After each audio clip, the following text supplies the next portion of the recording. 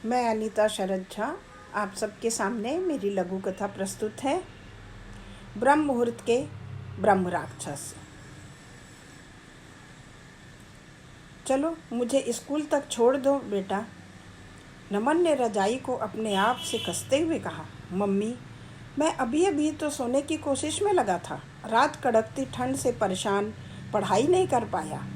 सोचा अभी अभी पूरा कर लेता हूँ, फिर आराम से सो जाऊँगा। पर आपकी आवाज़ें, आपने अपने रिक्शे वालों को इतना सिर चढ़ा रखा है कि ठंड के दिनों में इतनी सी शीतलहर के आने पर उसकी बहानेबाजी शुरू हो जाती है। नमन बोलते बोलते ही स्कूटर निकाल लिया था। स्कूटर पर बैठते ही अनु ने राहत की सांस ली। आज समय पर स्कूल पहुंचकर प्रिंसिपल की नोक-झोंक से बच जाएगी। अगले ही मोड़ पर ट्रैफिक सिग्नल के पास हवलदार ने रोक लिया। हेलमेट न पहनने पर चालान काटने लगा। नमन ने अनुरोध करते हुए कहा, सिग्नल पार करने की तो गलती हमने की नहीं, फिर आप जुर्माना किस लिए? हेलमेट नहीं लगाया है इसलिए। ये हेलमेट तो स्कूटर की डिक्की में रखा है, तो लगाया क्यों नहीं? ऊपर से जवाब सवाल करते हो। 1000 रुपये की रसीद काटता हूँ, नहीं तो 500 रुपये निकालो। अनु ने अपने पर्स से 500 रुपये का नोट निकाल कर दिया। नमन भुनभुनाया, सुबह सुबह ही 500 रुपये का नुकसान हो गया। ये ब्रह्म मुहूर्त के ब्रह्म राक्षस हैं, जो अपनी जेब भरने में लगे रहते हैं। कोई इन्हें मदद के लिए पुकारता है तो इनकी ड्यूटी का बहाना कर लेते हैं ये। अनु ने कहा, हाँ मम्मी, सोचता हूँ कि मैं भी पढ़ लिख कर हवलदार ही की नौकरी करूँगा, पैसे कमाऊँगा।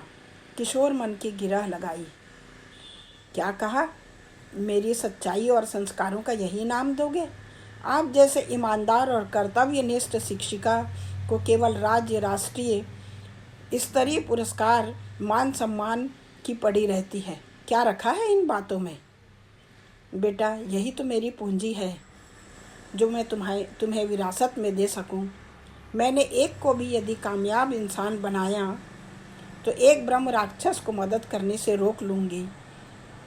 और जो डॉक्टर, इंजीनियर, बड़े अधिकारी, व्यवसायी, पूंजीपति, नेता ब्रह्म मुहूर्त के ब्रह्म राक्षस बनते जा रहे हैं, उनका क्या करोगी मम्मी? अब बस भी करो नमन, मेरा स्कूल आ गया है। घर आने पर शाम को आपकी पूरी बातें सुनूंगी, फिर पढ़ने बिठाऊंगी।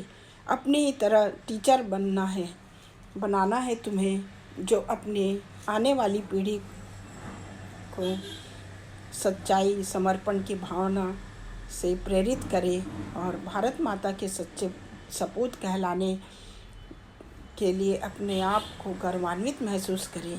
यही मेरी शिक्षा है बेटा। धन्यवाद।